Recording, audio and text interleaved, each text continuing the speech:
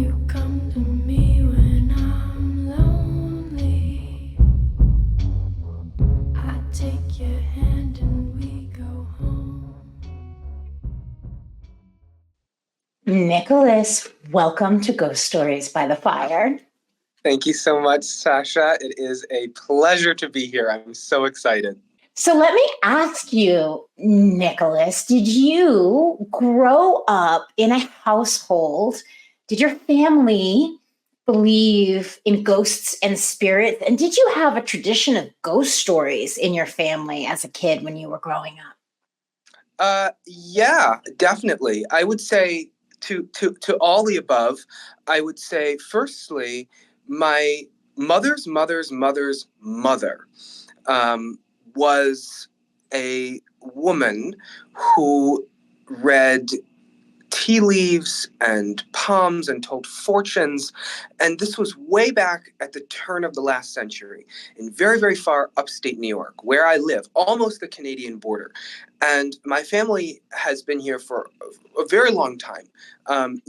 Quite literally, they got here after the American Revolution and, started cutting down the trees, and we're still here. And so she read fortunes for miners who would come to visit her house. And she had a house on the edge of a quartz crystal mine, literally a quartz crystal mine. And she would raise these canaries for the miners to take down into the mines. And when they would come to her house to take canaries down into the mines, because the canary birds have lungs that are very small, so they would breathe down in the mines. And if there was a gas leak, the canaries would die first, and the miners would know to get out of the mines. And when they would pick up these canary birds from her, she would also tell fortunes. And so the women in my mother's family did all kinds of things like this. Like, I grew up with a mother who read tarot cards. Like, I myself learned how to read cards. It was how I paid my rent in New York City. It was just kind of something that I thought was pretty normal in most families, to be perfectly honest. And then it wasn't until I moved away and went to college and saw the wider world that I realized that it was a bizarre thing. And so I grew up in a house, an old farmhouse that was built in the 1860s. And we definitely always, always, always told stories as a family of strange, interesting, supernatural things that we had encountered. My great-grandmother lived to be 101, and so it was not an uncommon thing for me, my mom, my grandmother, my great-grandmother, for us all to hang out and talk about weird and uncanny things that we had experienced. And some of the things that have gone on, way up here out in the middle of nowhere in the woods, decades ago, are still things that are haunting and bizarre and strange. And you just think to yourself, gosh, like, in some respects, I'm in a part of the world that is still almost as untouched and strange and unearthed as it has been for centuries. And so there's got to be all kinds of weird things that are here, each and every day. And I kind of think, in a lot of ways, in comparison to my life in New York City versus my life here, because I lived in New York for 7 years before moving up here, just how when you live out in the middle of the stillness and the quiet and, these dark, creepy woods, that there are things there that, goodness knows, we don't even know what's out there half the time. Living, not living, of this world, not of this world. It just boggles the mind. Incredible.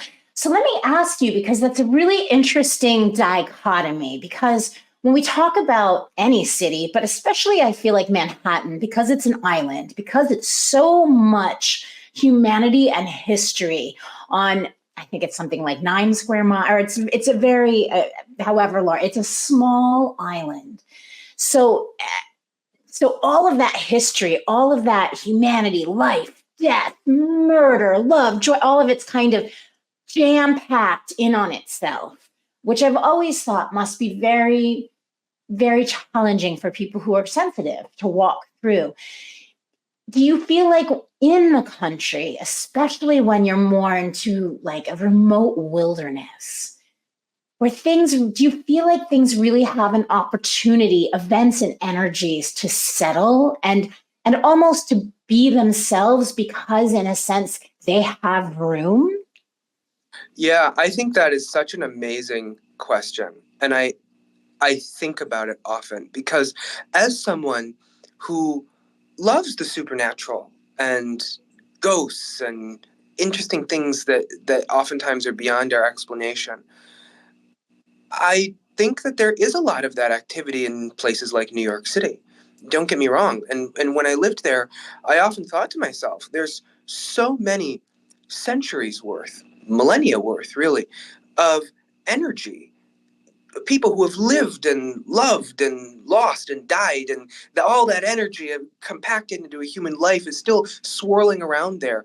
Centuries and centuries, millions and millions and millions of experiences there.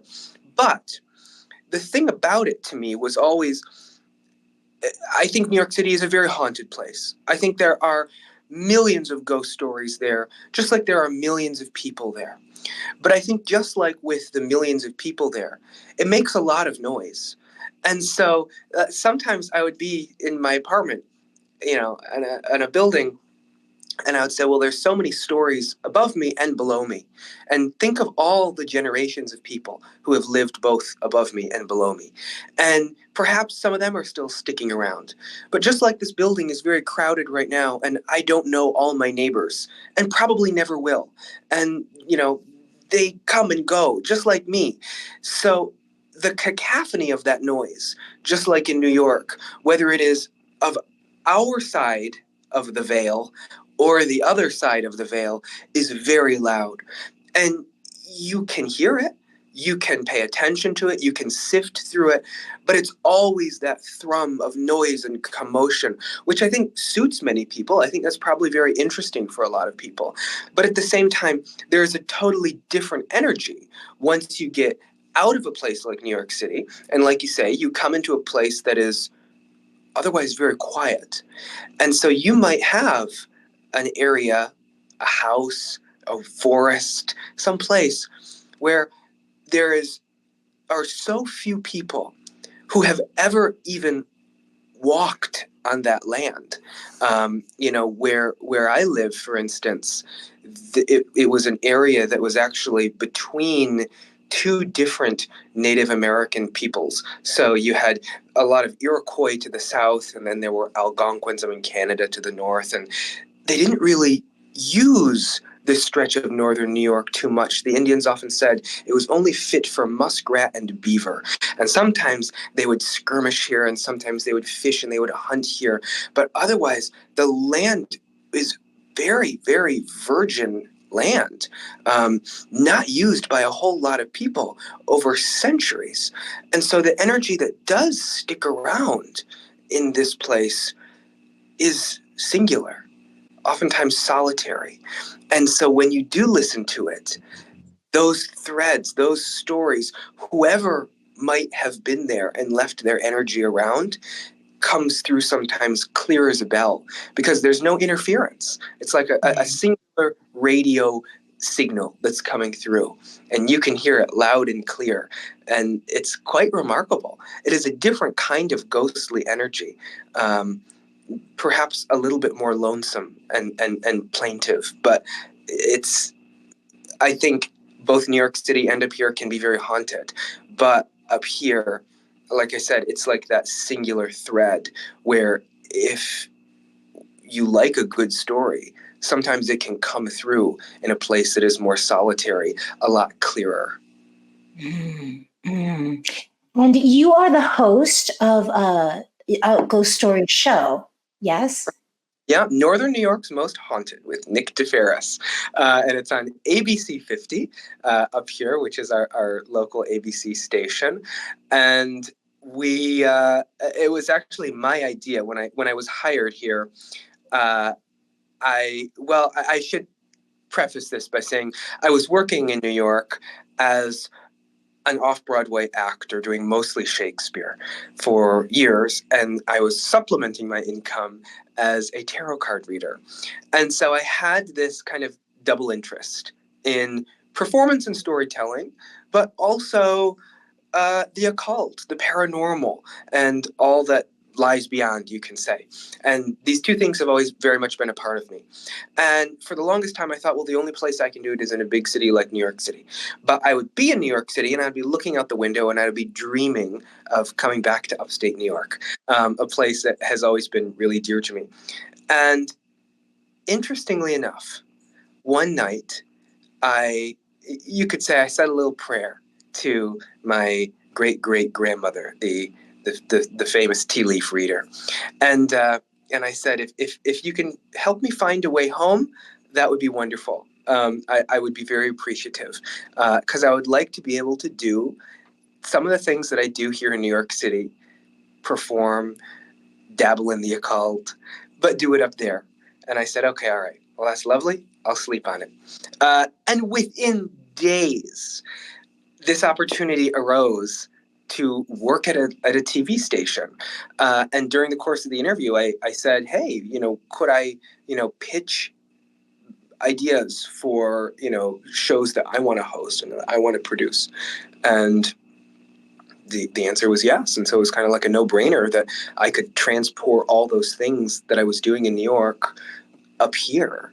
And it's kind of a really strange and lovely coincidence that happened. And I'd like to think that my great-great-grandmother pulled some strings from beyond. I'm so sure that she did. And it's so funny when you were talking about her fortune telling practice, and she was in a sense like a canary in a coal mine, wasn't she? Because isn't that so often what fortune tellers, card readers, psychics are asked to do, is to kind of peek into the future, kind of be as sensitive as those little canaries were, to give their clients a heads up as to what is coming. Yeah, absolutely. I think that's, and I never kind of put words to it in that way, and I think that's really beautiful. I would definitely say so. I've often thought that the story of her and her canaries is quite lovely because throughout history we have lots of stories about different historical witches here and there. We don't often know who their familiars were. Sometimes we do. But I would like to think in this little version of my own family history that my great-great-grandmother's familiar was a canary. That's so great. So on your show, do you actively go in with cameras and investigate haunted locations? Yeah, absolutely. We recently, the kind of the big pièce de résistance that we did most recently for the show was I went inside of a Masonic temple here in Watertown, New York, and it was built in 1914, and it is a grand, luxurious, luscious, extraordinary. I mean, it looks like an Athenian temple, really. And it was kind of like the crown jewel of Masonic lodges in northern New York. And you go inside, and it's as though the Freemasons who were in there had kind of just dropped everything one day and left. All of their tools and paraphernalia and books, and it's just all there. And it hadn't been used for the longest time. And this renewable energy company purchased the building, and they're in the process of fixing it up. And I had heard some strange things about the history of the building. For instance, when it was being built in 1914, there were 4 stonemasons who were at work on the facade of the building. And one of them felt, he described, the hand of God touch his shoulder. And the pediment that they were installing fell down.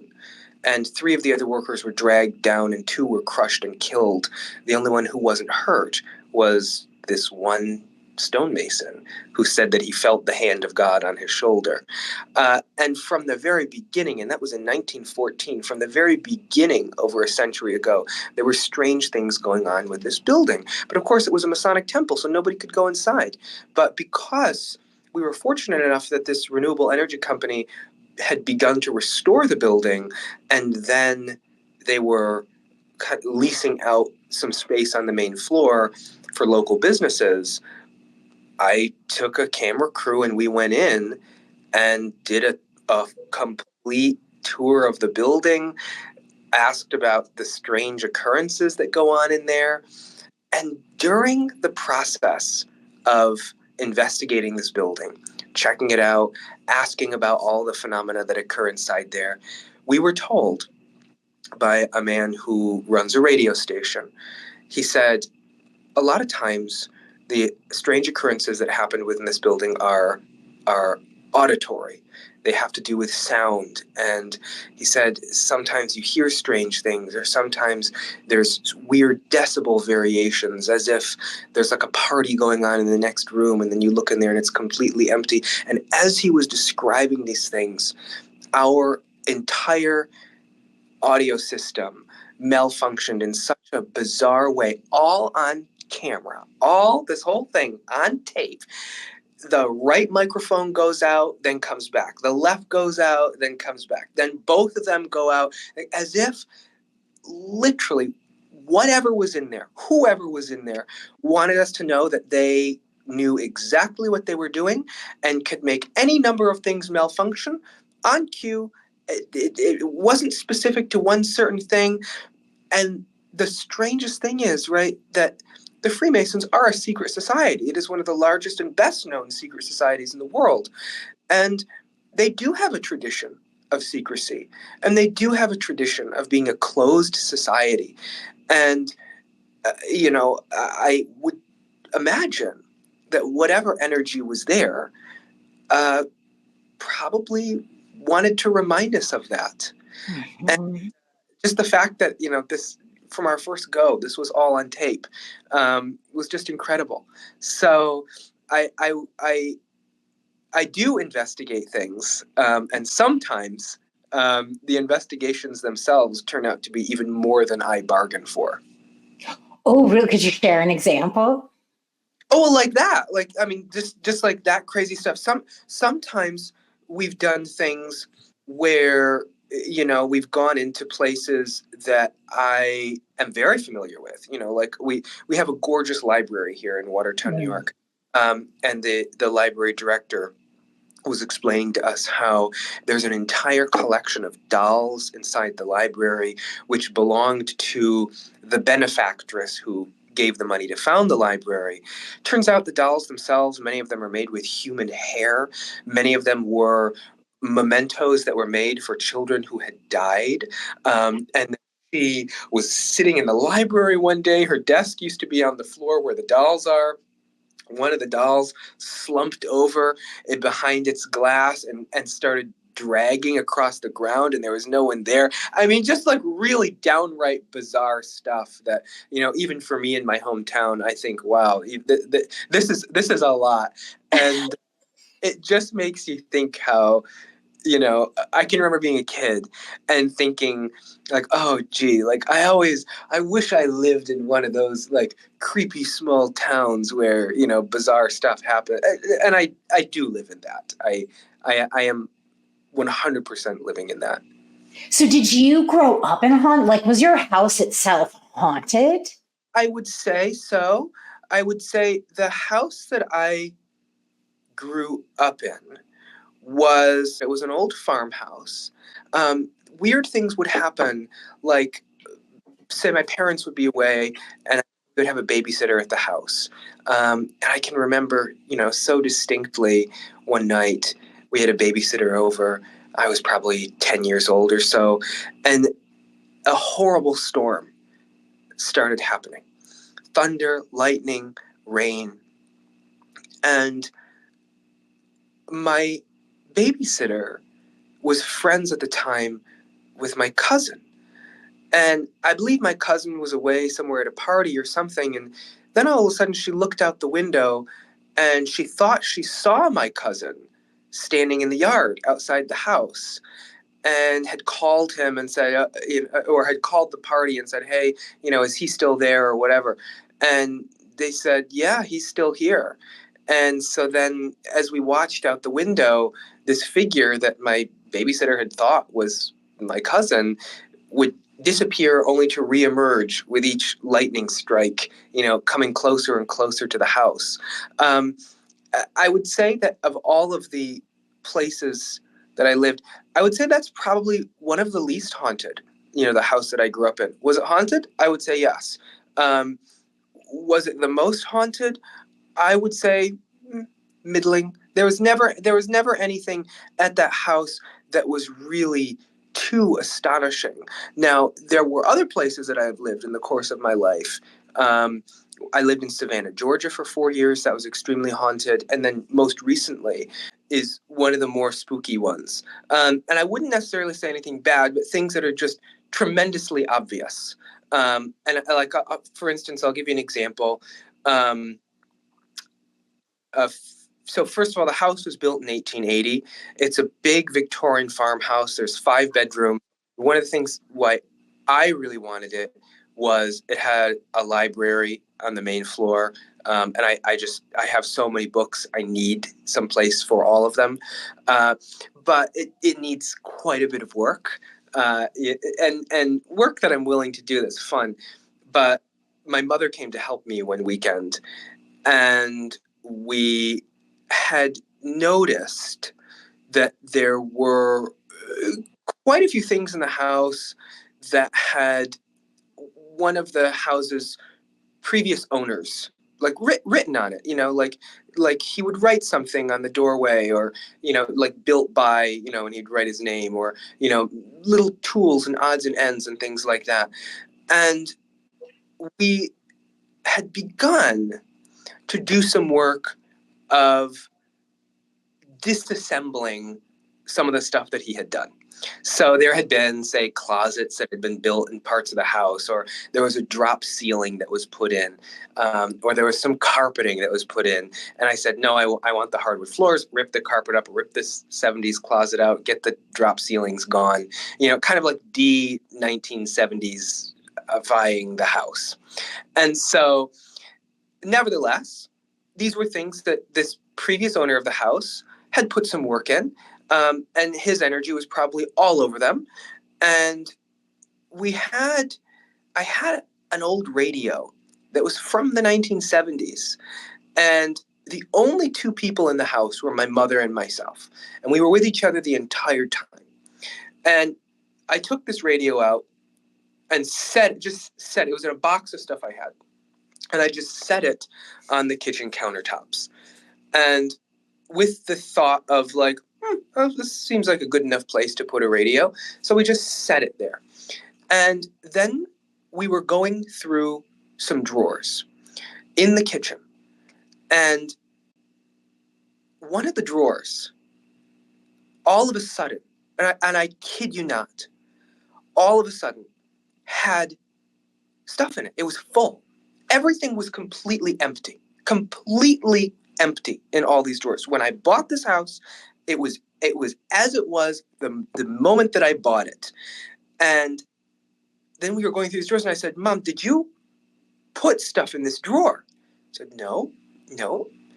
We had already gone through. We had already cleaned. We had already inspected the kitchen and gone through it all and started to decide what we were going to do. There was stuff in this drawer, and it was all odds and ends and keys with chains with this previous owner's name on it.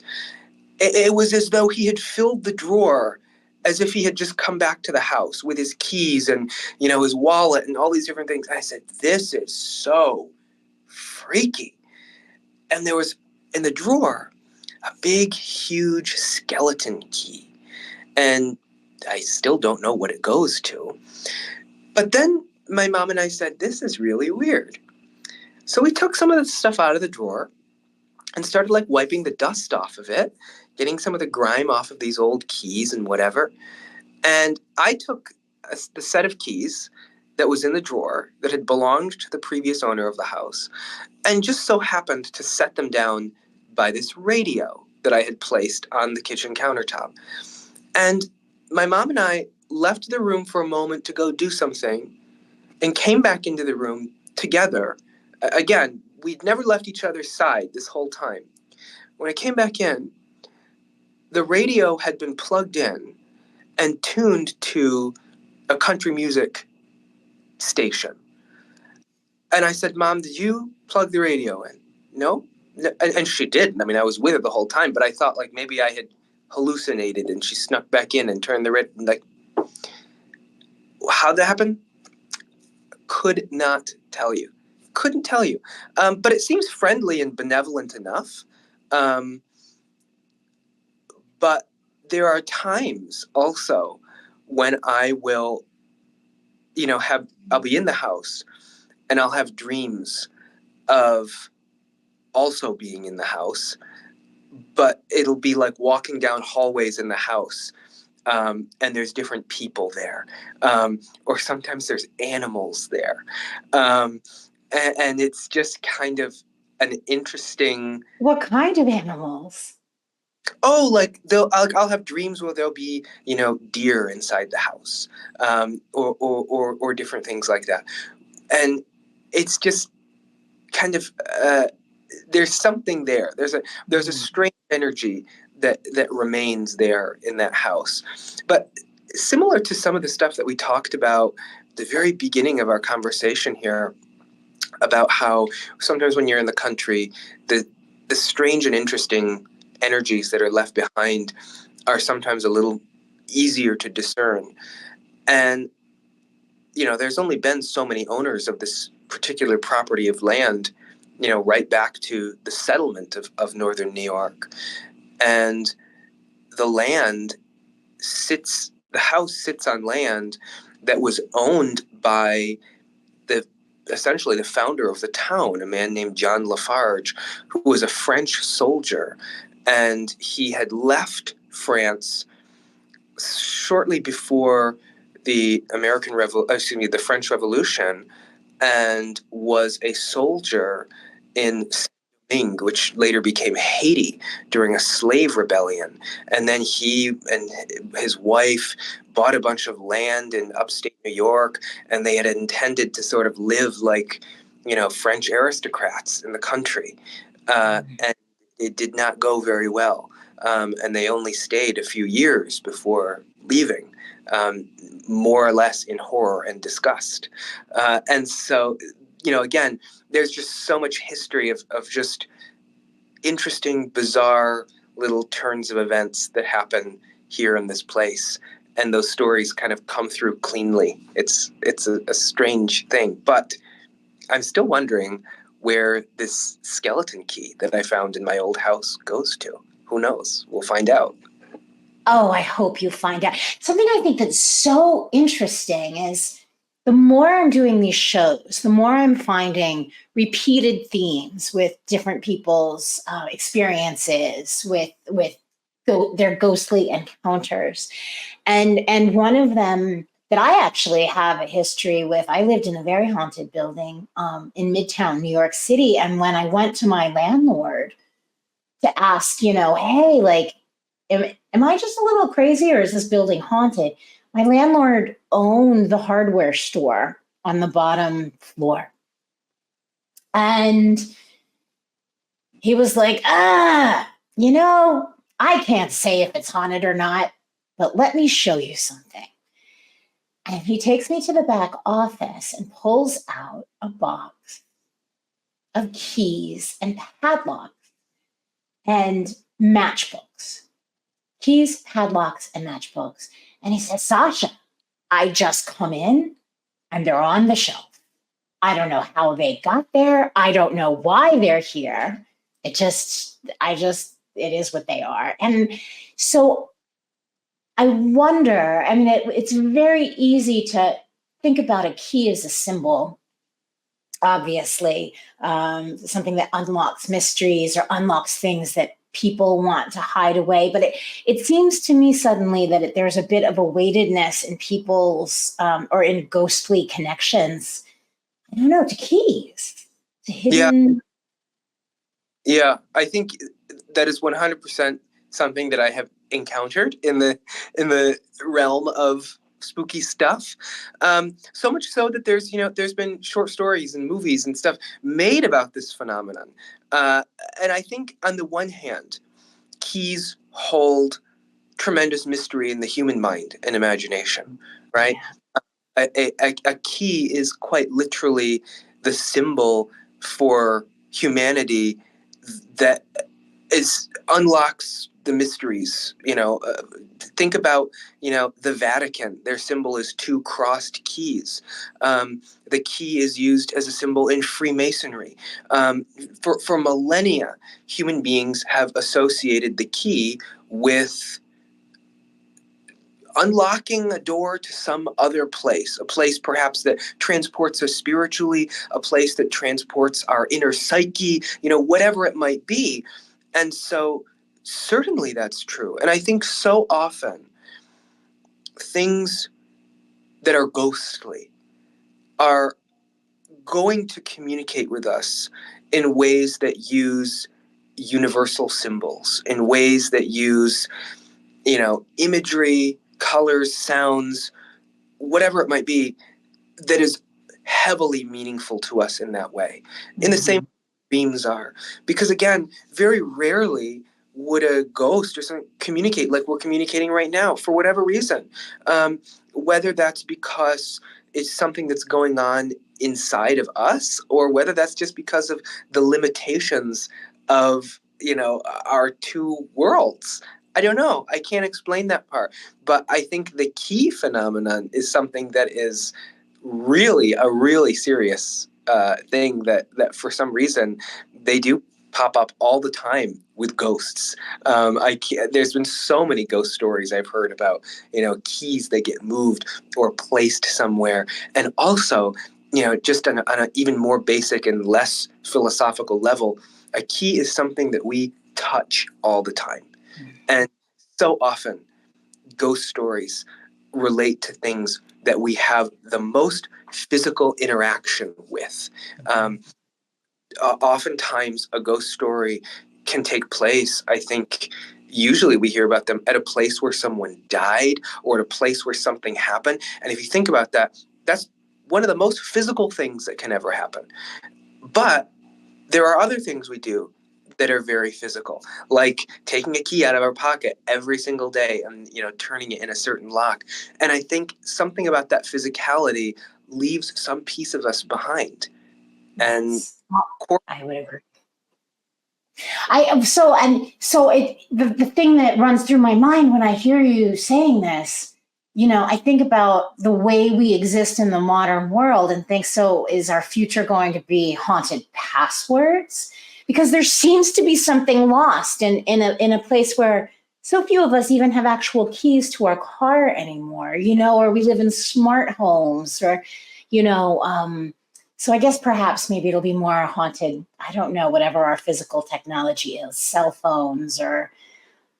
Yeah, in some weird ways, I sometimes wonder, perhaps the spirit realm, as we continue to advance and become more technologically embedded in that world, maybe spirits will exist there as well. Maybe they could, come through the computer or live on the internet. Who knows? But I also think, would a ghost use a computer? Would a ghost use an iPad? Would a ghost use a phone? Sure, I suppose. Although, now that you said that, we never dream of our phones, ever. Most people say that they never, ever, ever have a dream with their phone in it. Why? Some people believe that that's one of the biggest reasons for why we live in a simulation. And I don't know whether that's true, but I will say I have never dreamt with my phone. It's has not yet emerged as something that the other side is able to use to communicate to us with. That's wild. I've never thought about that or heard that, but you are 100% absolutely right. I don't think I've even dreamt of my laptop, really. And I'm always with that.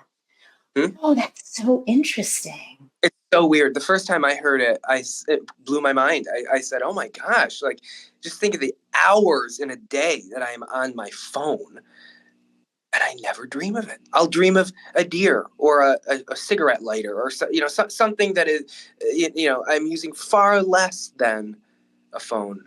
Why is it never dreams? I don't know.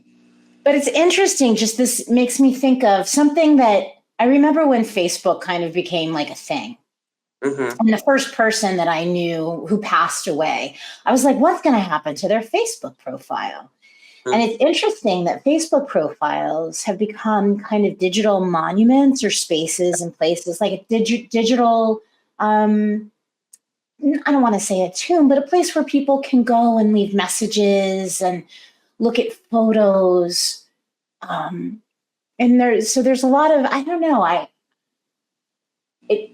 I think that we're on an interesting precipice. I was just talking not too long ago in an interview with the actress Catherine Mary Stewart, talking Mm-hmm. about AI and actors. And we were talking about,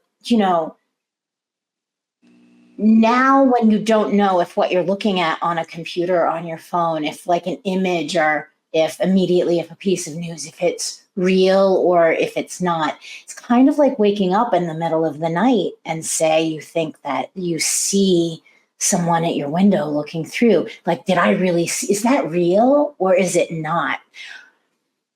Yeah, yeah, that is a wonderful point. I think that it is kind of like that, like hazy, like in the mist or the dawn, or at dusk, when it's like things that should be familiar to us are sometimes not, are sometimes shrouded in weird and it's like now you look at a picture online and you might recognize a celebrity or something like that, but then you look at it and you're like, yeah, but is it real? Could it be faked?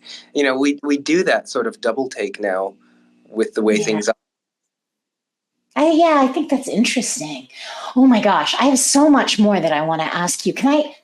I don't want to take this to a harrowing place, but I would love to know, I would love to hear from you. What's like one of the scariest things that's ever happened to you? You've so much experience. Yeah, I will say this story is one that I've never told you.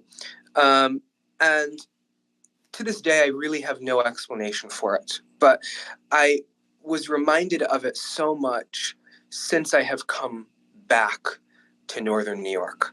So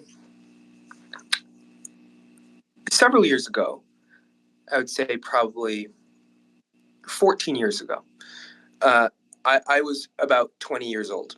And I had come home here to Jefferson County, New York, from college or something like that. I was here for a little while.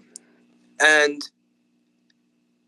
oftentimes I will walk around out in the woods. I'll go, out on little trails or, go and just one of my favorite things to do is to be in nature. And I went with a friend of mine. And there was this whole network of trails that winds around sort of behind where our old elementary school was. And this whole network of trails goes, twists and winds, and there's all kinds of wildlife and all kinds of stuff in there. And I'd been there so many times that I was very used to going off the path. And it was always deserted, nothing there. Now, my friend and I had gone one early evening on a little hike, and she goes off a ways. I can kind of see her out of the corner of my eye. And I was walking down one little kind of path, and then I decided I was going to veer off and go deep into the woods.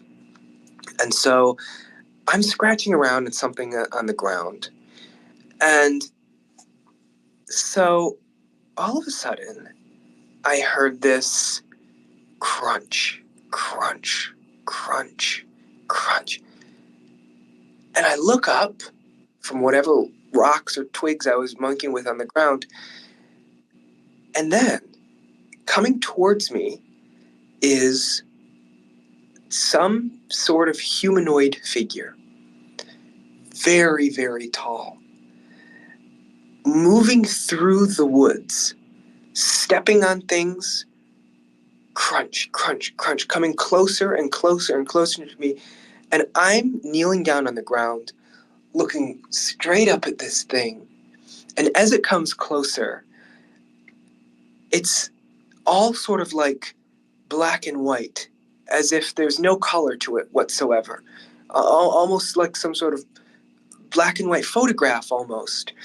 It's has long arms, long legs, a long torso, tall body. And then the thing that is the most remarkable to me as it comes closer and closer and closer is I can see it has no facial features whatsoever. Its face is completely void and empty. And it's coming closer and closer and closer to me. My friend is nowhere to be seen. This thing comes closer and closer and closer. I'm so paralyzed with fear I can't speak or move or do anything. I want to run away from it, but I can't. And it's just crunching through the woods, coming closer and closer to me. It comes so close, I can see that it has fingers. I can see that its arms are very long. It feels almost as though it's about to tower over me. And then it passes almost behind a tree and disappears, just like that. Well, I went and I found my friend. And I said, "Did you see that thing, whatever it was?" And she said, "No." And I was kind of left the only one who had this experience of the two of us. Now, I have never known what this thing was, but it was beyond shadow of a doubt my closest encounter with something that was so tangibly not of this world or just of an unknown nature, of a deeply unsettling paranormal nature. And I've always been very curious as to what it could be, with no real solution whatsoever. Now, over the course of years that have gone by since this incident, the land that all of that was on was former farmland. So that didn't give me too much insight as to what it could have been. It was kind of like old decrepit farms where the forest had kind of grown back over time. However, I have this very old book from the 1890s about the history of Jefferson County. And in this book, in one of the earliest chapters of this book, I read at some point in the ensuing years since, I read that when the first settlers arrived in Jefferson County from Connecticut and Massachusetts and Vermont, and they started felling the trees and they started doing what the settlers do, they encountered something that they called a castle. And they said that on the edges of the settlement, not far, not too terribly far from where this woods is that I would go to and where I saw this thing, there seemed to be the remains of some sort of stone structure built into the ground that had long since dilapidated or deteriorated. Some people thought perhaps it was a tomb. Some people thought it was sort of like a big castle with many rooms. The settlers certainly weren't too sure what it was. But what they found inside, they wrote about with a level of great alarm. They said inside were the skeletons of what appeared to be something that looked human, but they were very tall. They were like 8, 10, 12 feet tall. And there were lots of wild theories about what it was. Some people said, well, perhaps the Native American population, centuries ago, they were very tall. And that didn't seem to hold too much historical credence. And some people said perhaps it was a race of early man. No one's totally sure what it was. And as the years went by, local historians wrote about this less and less and less. But it was a real thing that was really discovered, and it remains a mystery. Now, remarkably, this is not something that is totally unique to Jefferson County, New York.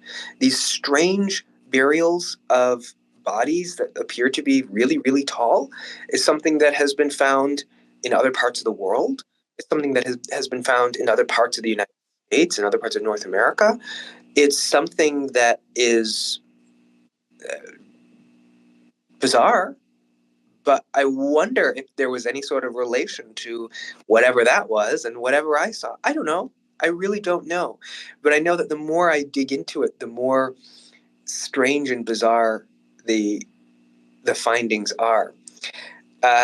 Now, that's not the end of the story, though, because uh, a few years after that, my friends and I decided that we were going to do a spell in the woods.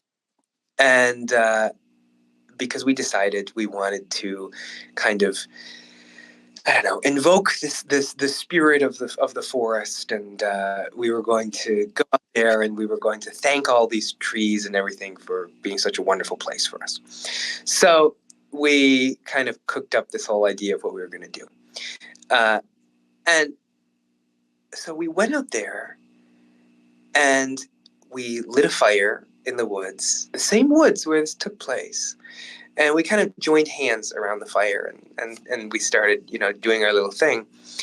And as this happened, we were unable to finish because one of my friends passed out and collapsed into the fire. And we had to drag her out. And she said, as we, essentially started speaking to the woods, she said some strange energy overtook her and she was no longer able to think or stand or breathe. And she fell forward into the fire. And that was kind of one of the last times we really messed around up there. Wow. Wow. Yeah. That's crazy. Yeah. That is a crazy story. Oh my goodness. I will honestly, like that story, that little episode, I tell people, and that makes people say, "Oh, he's crazy." Like Nick is just crazy. Like that's just bananas. I can tell other stories about, the radio was plugged in and we don't know how that happened, all true, but that's more like humanly relatable. This thing, if I bust this story out, people say, what the heck, that is, and I agree. Yeah. I mean, well, the implications of that story. Yeah. Do you know? What I think is interesting too with what happened to your friend at the fire, it's not like, I mean, we see people who participate in ecstatic religions sort of get taken over by spirit or speak in tongue, and often that seems to me like it's a learned behavior in a sense. You see other people, but what's interesting is that seems so spontaneous for your friend. And I will say, this one friend of mine is, and I'm still friends with her to this day, an extremely rational, logical, no nonsense kind of person. And it's strange that happened. She was the one that we had to even convince to go there. You know what I mean? That it would be an interesting thing to do. And of course, along with the story, me and my friends, we certainly, we were never the kind of kids who would party and go drink in the woods and, those kinds of things. So it's like everything that happened, everyone was completely in their right mind. And yet at the same time, it's like, why did we go back there to mess around? You know what I mean? It's like there's still some culpability there also. And I've often been left wondering, maybe we ought not to have done that. Perhaps in some way that was something. It was a warning, or perhaps even more malicious. I don't know. I truly, with this story, do not know. Of all the weird encounters I've had, this one is the weirdest. So wild. And I just,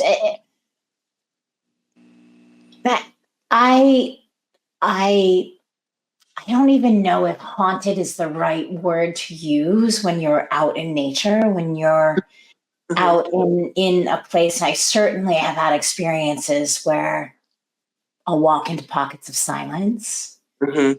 And I know that I know beyond a shadow of a doubt, I'm not alone Yeah. with whatever I'm walking with. And I can feel the world kind of shift around me. Um, and I just, I think it's one of those things that I think that people who are interested in the paranormal and it's one thing to have like ghostly things in a house, but I think that nature is so fecund. And if you're brave enough to walk into the woods on your own or just like I think wild and interesting things can be uncovered just by, I don't know, mindfully moving through the forest. Yeah. Um, Yeah. I, there's, there's so much I want to talk to you about. We've barely scratched the I know. surface. And I think in my mind, like, yeah, but then I have these like 14 other ghost stories that I want to say. But we've already talked for So an hour. you must come back. I mean, Yeah. you must return. Because I want to keep this conversation going, but I do want to ask you, I want to thank you for your time, but I also want to ask you, because we haven't even scratched the surface on the implications and complexities of growing up in a family of witches, essentially, which is Mhm. something I think so many of us who love magical realism kind of dream about how wonderful it would be to come from a family of fortune tellers or card slingers like Yeah. you come from. So I think that that's incredible. But based on how you grew up, your experiences with the invisible world, with the other side. What is your hunch? Obviously, we're not talking concrete, this is a fact or not a fact, but Nicholas, where do you think you were before you were born? And where do you think you will move on to after you pass? Oh, wow. I think that's a wonderful question that I love to entertain in my own mind all the time. Well, firstly, I think most of us would like to think in our previous lives that we were Cleopatra or, Marie Antoinette, or Louis the 14th or something like that, which is lovely. But are going to be far more of us probably who were the peasants than were Cleopatra. That doesn't stop me from fantasizing that I, was carried around on a litter with people, feeding, grapes off of a golden platter, to me. That isn't going to stop me from dreaming about that. But I think mostly if we have any kind of other lives, most of them were relatively ordinary and mundane lives. That said, I'm sure every once in a while something interesting gets thrown in there. I once, when I lived down in the middle of Georgia, one of the best psychics I ever visited in my entire life lived in a trailer way out in the back roads, down like a dirt road in a pine forest outside of Savannah, Georgia, way out in the middle of the boondocks. And I went inside her trailer, and she did a thing where she looked at me and she wrote some things down on a piece of paper. And she said to me, "You're very afraid of aliens, aren't you?" And I said, "Yes, I am." Uh, because indeed I am. Not so scared of ghosts, but I'm terrified of aliens. Um, that's a whole nother episode I would have to describe. An alien? Oh, I have no idea what you are going to do. So that's the big thing. Anyway, so she said, "You're very afraid of aliens." And I said, "Yes, I am." She said, "That's because uh, y- you are one. And I said, what? And she said, well, let me put it to you this way. The universe is huge, and we reincarnate from many, many different lives, from many different places, all over the place. And sometimes it's from here on Earth. Sometimes it's not. Because all the energy is all one and it's all connected. And in a strange way, that was kind of comforting. And I thought to myself, wow, that's really cool. And she said, oftentimes we fear the things because we have some sort of connection to them, because we have some sort of importance with them. For instance, a lot of times people who say are very big into spirit animals will tell you oftentimes the animal that speaks to you the most is the one that you're most afraid of, because it has an important lesson for you, or it has some important wisdom for you. And regardless of what you think about the whole spirit animal thing, I think that's kind of cool and beautiful and interesting also. And so she also said to me, as she was writing things down in a piece of paper, she said, you were here on Earth also, but you don't really remember it very well because it was so long ago that it was during a time when humans could live as a part of nature. And she said, and you lived sort of in and amongst the woods and trees, and you could speak their language. And you lived at a time so long ago, long before anybody would have recognized the earth as for what it was. And I said, that's really cool. It's really beautiful. So I would like to believe that those things are true. And certainly I will say she was one of the coolest psychics I've ever visited. So I would like to believe that that is accurate. But as far as my own, like, what am I thinking is going to happen to me after? I don't know. I do believe that probably, I don't know. I think that there are certain lessons I ought to learn while I am here, in this incarnation as a human, in whatever way, shape, or form they happen. You know, be a good person, be kind. You know, I think those things are actually important. Treat people with respect and kindness. And if I don't do them, probably I might have to learn those lessons again. You know, I would imagine. Otherwise, you know, then I don't know what the point of coming back would be, you know? Wow. Wow. I love that. Nicholas, thank you so much. Thank you, Sasha. It was truly an honor to be here and chat with you, and so much fun. It's so fun to chat. The worst thing about talking to you is that at the end, I always feel like I wish we had another 5 hours to talk.